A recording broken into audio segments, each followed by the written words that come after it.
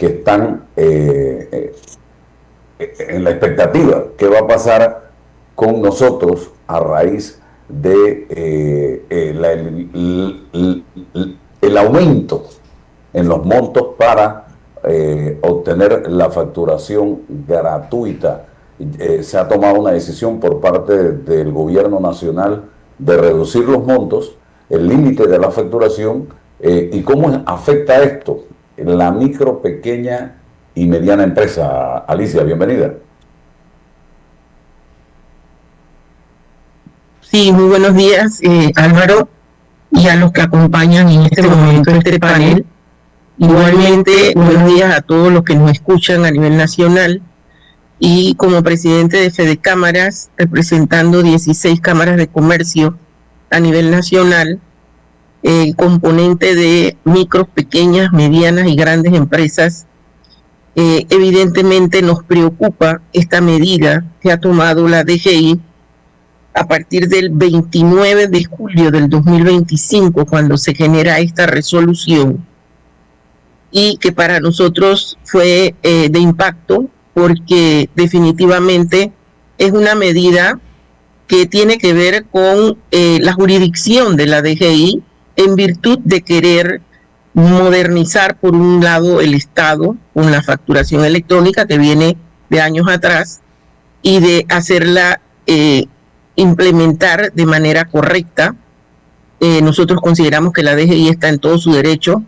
Sin embargo, para los efectos de nosotros del sector privado, el tejido empresarial que viene padeciendo de crisis en crisis, de embate en embate, cómo permanecer formalmente en la economía, esta medida para nosotros ha sido muy impactante en el sentido cual consideramos que la implementación no ha sido acompañada con una verdadera inducción de qué hacer y cómo hacer para enfrentar precisamente la baja abrupta del umbral de tributación, que estaba alta y nos las bajaron a $36,000 de ingresos anuales y de facturación a 100 facturas en un año. O sea, cuando tú haces los cálculos, Álvaro, evidentemente nosotros sentimos que si quieres acompañar a que la informalidad se transfiera a la formalidad, no puedes realmente pensar que los costos operativos de un micro y pequeño empresario se van a ajustar de una manera inmediata. Entonces, al nosotros escuchar esta resolución, que precisamente es la resolución 201-6299, para el que no sabe dónde está, búsquenla, del 29 de julio del 2025, esto dice lo más importante para nosotros. El techo, el umbral de la tributación es $36,000. ¿Cuántas facturas? 100. Una vez que tú rebasas a 36,001, inmediatamente ya tú no tienes derecho al facturador electrónico gratuito, que se implementó precisamente con un umbral elevado. Nosotros, sabiendo que esto iba a afectar, el primer acercamiento que tuvimos con la DGI, con el director de la DGI, que nos atendió muy amablemente el 4 de septiembre, y conversamos precisamente cuáles eran los pros y los contras en términos de la implementación de este facturador electrónico. Entre los argumentos que ellos nos colocan y que consideramos que es correcto, bueno, la facturación electrónica bajada a ese nivel va a ayudar a obligar a las MIPYMES, a las micros y pequeñas empresas, a organizar su flujo de caja y registro, lo cual es cierto. Y una empresa formal tiene mejor acceso a la banca, también es cierto. Transparencia tributaria, sí, ¿por qué? porque al eliminar la informalidad y todos quedarnos en una formalidad, la competencia desleal desaparece. Muy bien también sus argumentos. Y por otro lado, digitalizamos los procesos que también ayudan a las empresas. Esos son los argumentos de fondo de la DGI. Sin embargo, nosotros en ese momento, 4 de septiembre, dijimos, pero es que hay otros argumentos que no son en contra, pero que sí se tienen que tomar en cuenta. Técnicamente hablando, una microempresa que viene luchando resilientemente para quedarse formalmente en el sistema, no va a poder afrontar esto a partir del 2 de enero. ¿Por qué no nos sentamos, discutimos técnicamente y buscamos una medida para que cuando se implemente el 2 de enero del 2026, las empresas estén anunciadas de que esto va a suceder, cuáles son los trámites que tienen que llevar adelante, qué deben hacer para poder mitigar esta situación y hacerlo de una manera mucho más llevadera para el micro y pequeño empresario que precisamente quiere seguir en su formalidad, pero que no lo puede hacer. Tuvimos varios intentos de comunicación posterior escrita. Tuvimos un intento de comunicación en octubre, otro en noviembre, y el último lo hicimos de manera acelerada, de manera llevada a cabo con un nivel de que la DGI comprendiera, debemos sentarnos, debemos hablar el tema. El 15 de diciembre mandamos nuestra última comunicación y no hubo respuesta. Obviamente, y son intervenciones escritas que quedan escritas y que hay evidencias de que nosotros hemos tratado de llegar por lo menos a una mesa. Dijimos, vamos a montar una mesa técnica, vamos a hablar sobre el tema. No hubo. El 2 de enero del 2026 se implementa la resolución. Consecuencias ahora. Los microempresarios, que usted sabe que, Álvaro, bien que mal, las personas montan sus pequeños negocios, sus micronegocios, y estaban anuentes al facturador electrónico gratuito como estaba, no como ahora, que son $36,000 de facturación anual y hasta 100 facturas. Ubiquémonos, y usted conoce los negocios de fonda, usted conoce los negocios pequeños. ¿Cuántas facturas usted hace? Si hacemos 36,000, entre 12 meses son $3,000 de facturación por mes. Y si esos 3,000 yo lo llevo también a cuántas facturas puedo generar por mes, me sale 30. Si yo voy e incremento, por ejemplo, ahora en estos días de carnaval, Semana Santa, ¿a cuánto ascienden sus facturaciones? Obviamente que pasa el umbral que estamos hablando. Inmediatamente la DGI, si cae a su negocio y usted no está en regla de que usted no está reportando esas facturaciones, inmediatamente cae una multa. Señora Alicia. Y las multas son severas para un micro y pequeño empresario. Señora Alicia. Esto, dígame. Buenos días, disculpe, y es en torno a lo que está mencionando. Usted dice que había otro monto antes, no el de 36,000. ¿Cuál era el otro monto y cuál era el límite de facturas mensuales que se podían emitir? Bueno, el otro monto llegaba hasta 1 millón, porque cubría las micro, pequeñas y medianas empresas, con facturador electrónico gratuito. No le preciso en este momento el número de facturas, pero era un número de facturas razonables. Vamos a ponerlo en un pequeño negocio en donde usted tenga un restaurante y la facturación en términos de facturas se le remonta a 900 facturas.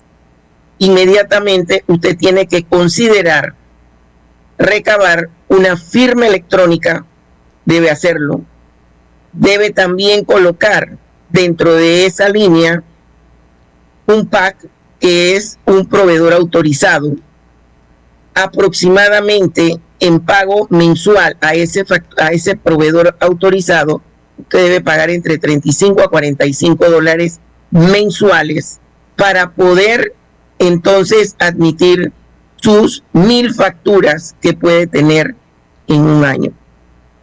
Pónganse la mano en el corazón cualquiera de nosotros. Si usted quiere impulsar la economía, si usted quiere regresar el informal a la formalidad, ¿qué es lo que estamos provocando con esta situación? ¿Estamos regresando el informal a la formalidad o estamos regresando el informal a la informalidad por el temor precisamente del desconocimiento de todo esto, de que me vaya a caer una multa de 500 a 25 mil dólares por no hacer lo correcto con la DGI? Estamos ahuyentando a la gente que quiere formalizarse. Por supuesto. Y por otro lado, estamos incrementando la problemática que tenemos de el desempleo estructural y el empleo informal. Entonces, cuando a mí me hablan de que queremos formalizar, sí, formalicen, pero formalicen con inducción, formalicen explicándole a las personas de qué se trata todo esto. Entonces, ahora mismo, a mí me llaman de todas partes y me dicen, Alicia, ¿qué hacemos? Ya habíamos invertido en lo que nosotros consideramos que debíamos hacer, que era un procesador local dentro del negocio. Y ahora todas las reglas del juego cambiaron repentinamente sin informarnos. Porque yo no sé ustedes si han escuchado que ha habido una inducción masiva, colectiva, pública. En lo absoluto. No. Entonces, en lo absoluto. Esa es la respuesta que quiero escuchar, porque ustedes están en los medios. Y yo tengo muchos proveedores en mi negocio que me estaban facturando con este facturador gratuito. Ahora dejaron de facturar. Por supuesto. Ahora dejaron de facturar y ahora el que está en problemas soy yo. Correcto. Porque ahora usted va a tener que ver cómo usted registra eso en su contabilidad. Exactamente. Exacto. Y le decía yo al viceministro de Economía, tenemos un problema también en Merca con los proveedores de todo lo que tiene que ver con frutas, verduras, legumbres, todo esto, granos, en fin. ¿Cómo vas a hacer con ellos si esa gente no te da factura y uno va a Merca buscando mejores precios? Yo no puedo comprar todos estos insumos en un supermercado porque tendría que duplicar el costo de la comida preparada. Entonces, ¿cómo hago con el que me vende el plátano, la piña, la yuca, el limón, la naranja, la maracuyá, en fin? Ese no tiene un equipo fiscal para facturarme. ¿Cómo hacemos?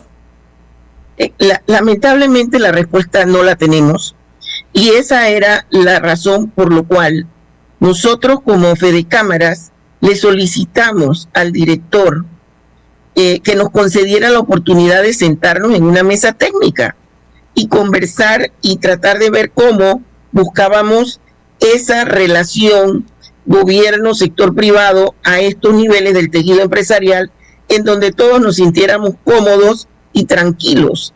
Esto que usted acaba de mencionar, porque usted tiene restaurante, yo también tengo restaurante, y donde yo registro todo este poco de facturas, que sabemos que lo vendemos, el que trae su yuca, el que tiene un puestito y lo vende, tomate, esto, lo otro, ¿cómo? Y yo le digo, ¿y dónde está mi factura? Obviamente no tiene. ¿Y qué es lo que estamos logrando? En algunos casos, por ejemplo, ahora en Carnaval, muchos de estos negocios que estaban generando 1 o 2 colaboradores en el puesto, simplemente cerraron. ¿Por qué? Porque había más supervisión durante estos días de Carnaval. Y estos días de Carnaval sabemos que se incrementan las ventas por el consumo que hay en las calles. Entonces, ¿cómo hacemos? Si nosotros decimos, vamos a sentarnos, es que yo soy el dueño de la verdad y esto es lo que tengo que hacer, para poder reducir la informalidad. Pues no es lo que estás logrando. Y la informalidad, Álvaro y Dayana, es 52% de la población económicamente activa. Y aparte de eso, entre un 10 y 11% de desempleo estructural que tenemos en el país. ¿Cómo con tanto bombo que tenemos usted va a disminuir casi que 900,000 personas que tenemos en el país que están entre el desempleo estructural y el empleo informal? ¿Cómo? Yo quisiera saber cómo, porque yo estoy tan anuente a todas las noticias y acabo de escuchar lo de bioetanol, lo de el regreso a las minas, o sea, ¿cómo vas a emplear tantas personas? Puede ser directas e indirectas, pero todavía no lo veo en un 2026. Nosotros estamos viviendo de evento en evento. Bueno, sí, se dinamizó un poco la economía en diciembre. Se dinamizó un poco la economía también posterior ahora en Carnaval. Viene Semana Santa, viene la entrada a los colegios, viene el 13º mes. Sí, pero eso no es recurrente. Para un negocio yo necesito ingresos recurrentes, formales, para que nosotros podamos llevar esta economía hacia adelante.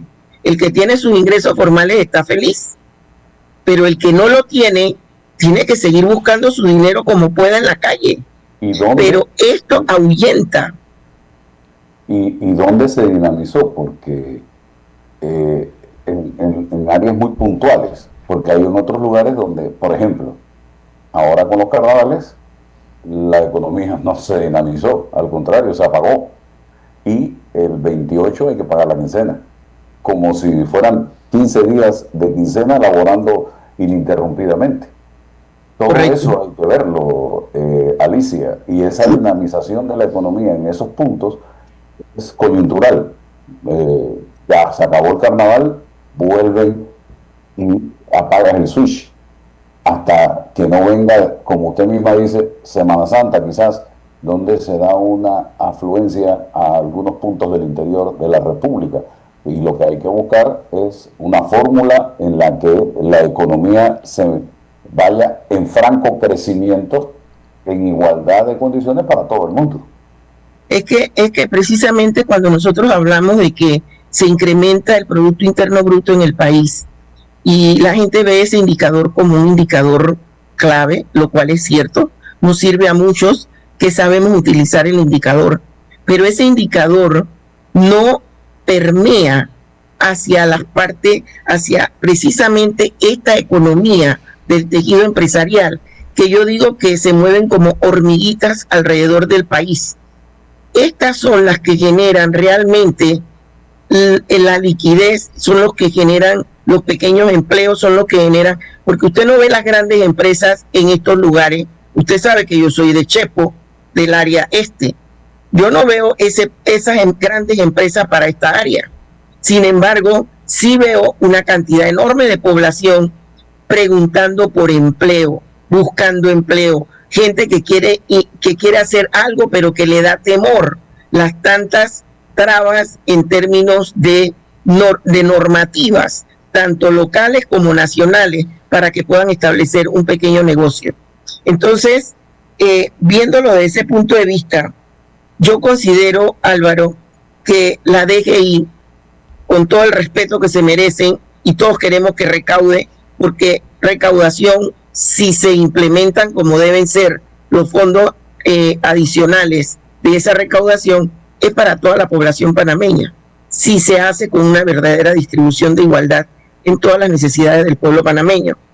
Pero yo considero que la DGI debe considerar, uno, elevar el umbral.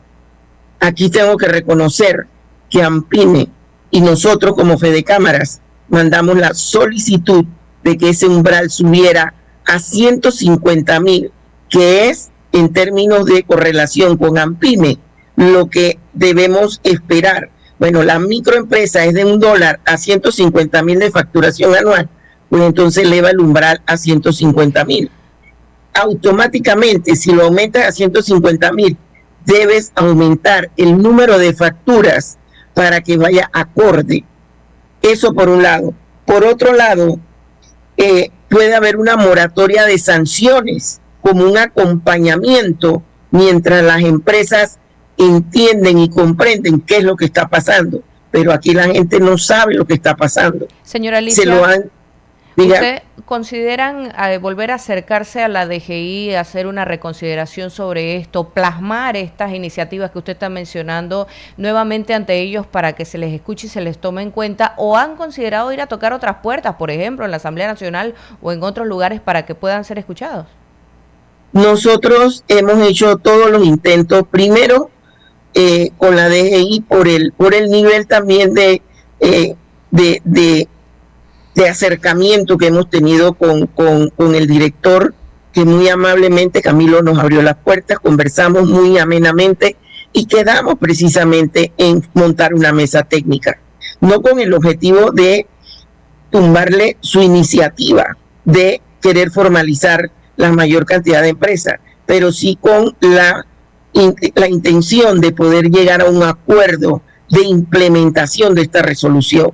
Eso no se dio, aquí están las consecuencias ahora. Entonces, eso por un lado. Una de las iniciativas o de las propuestas nuestras, elevar el umbral. Otra, tanto de la facturación anual como de facturas. La otra, suspensión como que de las sanciones, en términos de qué, de que mientras que tú estás en la parte de inducción, no pongas multa, danos una gabela por lo menos de 12 meses, hasta que todo el mundo comience a entender cuál es la situación. Y por último, puede ser también que se acompañe de un crédito fiscal, tanto los costos de una firma electrónica como los costos de un PAC o los costos de el propio facturador electrónico de planta en una empresa. O sea, hay alternativas, pero nada, cero. Entonces, ante una situación como esta, ¿cómo ayudas al gobierno también a comprender? Una cosa es lo que tú sientes del lado del gobierno, que quieren incrementar sus recaudaciones, y por otro lado, los que le ayudamos a recaudar los impuestos, estamos pensando en cerrar e irnos a las filas de la informalidad. No, definitivamente que esto tiene que revisarse. Lamentablemente hoy no hay conferencia del presidente José Raúl Mulino. Hubiese sido un tema importante, ya que estamos hablando de mucha gente que está en esta situación actualmente, con ese temor, mucha gente que ya tomó la decisión: no vuelvo a sumarme a un equipo fiscal. ¿De cuánta gente estamos hablando que está vinculada precisamente a este sector de la micro, mediana y pequeña empresa? Bueno, nosotros siempre estamos en virtud de lo que estamos representando, tratando, por ejemplo, en la Fede Cámaras nosotros tenemos como 2,000 y tantos de empresas, y de esas 2,600 empresas aproximadamente, nosotros tenemos casi que un 40% de microempresarios y también tenemos un 20% de pequeños empresarios. Estos son los que nos alimentan a nosotros y nos dicen, por ejemplo, desde Darién, provincias centrales, ¿y ahora qué vamos a hacer? Tenemos que volver a invertir, tenemos que colocar dentro de nuestros costos operativos mensuales algo que no teníamos y que ahora tenemos que tener, porque con el facturador electrónico gratuito estaba medianamente tranquilo todo el empresario. Ahora no, ahora a 36,000, y vuelvo y te digo, ellos me dicen, ¿y qué hacemos ahora con la facturación del carnaval? Ya nos rebasó las 100 facturas. Obvio, eso era lo que iba a pasar. ¿Y ahora qué van a hacer? Bueno, tienen que migrar a un PAC que en aproximado 35 a 45 dólares, porque ya lo investigué, lo más bajo que puedes pagar mensualmente, y tienes que acogerte a tu factura, a tu firma electrónica también, que es 53 dólares con 50 centavos en el registro público. O sea, eso lo sabe todo el mundo, eso lo sabe Juan Pérez, Pues no, Álvaro, no lo sabe. Y nosotros tenemos que entender nuestra economía, cómo está estructurada, quiénes son los que realmente están ahora mismo en esta incertidumbre de qué hacen. Y lo más seguro es que van a decir, ¿sabes qué? Yo no necesito este estrés. Yo voy a cerrar y me voy a la fila de los informales.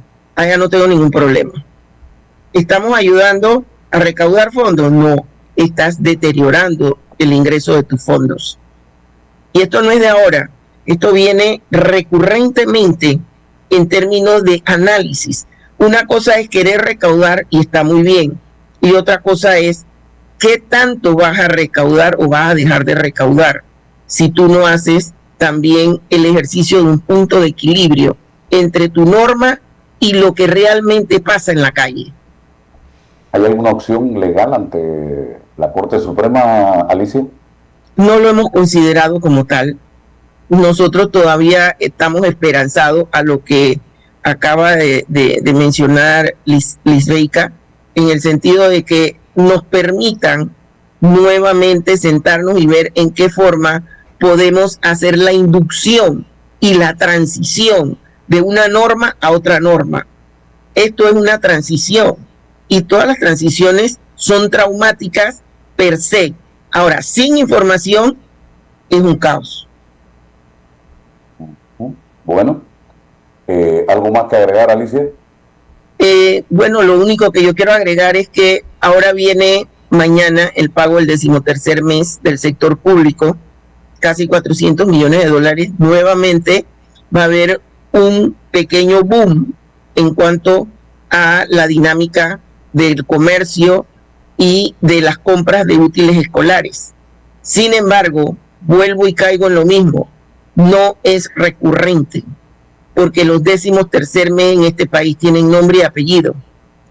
Este 10º es escuela, el tercer 10º es Navidad, y el segundo 10º, que es en agosto, es el que se distribuye en la economía de una manera más competitiva entre todos los negocios. Entonces, esta norma de los décimos no es que tú los trabajas, es algo que te dan adicional y se gasta en la economía. Nosotros necesitamos realmente generar en esta economía de nosotros no solamente negocios de alto calibre y alto nivel, nosotros también tenemos que pensar en el tejido empresarial para cerrar la brecha territorial que hay en este país. Hay una brecha territorial enorme en cuanto a la parte económica y social. Tenemos que pensar en eso. Todos los negocios grandes están en el área interoceánica y todos lo sabemos. Véngase un poquito por acá, por el área para que usted vea hasta Darién. No es lo mismo, no estamos hablando de igual manera. Y váyase un poco también para algunas áreas en las mismas provincias centrales. Tampoco es lo mismo y todos lo sabemos. Entonces, ese cierre de brechas territoriales es indispensable en nuestro país. Tenemos que pensar más en todos los panameños. Aquí hay una población económicamente activa enorme, pero cada vez esa población económicamente activa se aparta de lo que es realmente ese Producto Interno Bruto, crecimiento del Producto Interno Bruto. Bueno, Alicia Jiménez, jefe de Cámara, gracias por acompañarnos esta mañana. Nos mantenemos en contacto. Cualquier información que surja, por favor, nos las hace llegar de tal forma de podamos comunicarle a todas esas personas que están preocupadas por este tema, cuáles son las medidas o decisiones que se estarán tomando y ojalá que se tomen decisiones. Nosotros le mandamos un mensaje a nuestro amigo director de la DGI que todavía estamos a tiempo. Esa implementación comenzó a regir el 2 de enero del 2026. Hoy estamos a 19 de febrero. Todavía estamos a tiempo de sentarnos y ver una forma correcta de esta implementación y de ayudarnos a la publicación, a la comunicación correcta entre todos el tejido empresarial a nivel nacional. Hay formas y formas, y una de las formas más correctas es responder notas y tomar decisiones acorde con la disposición que tenemos de sentarnos técnicamente y hablar cómo lo debemos hacer. Ese es nuestro mensaje. Bueno, gracias, Alicia, que tenga excelente día. Usted también, gracias.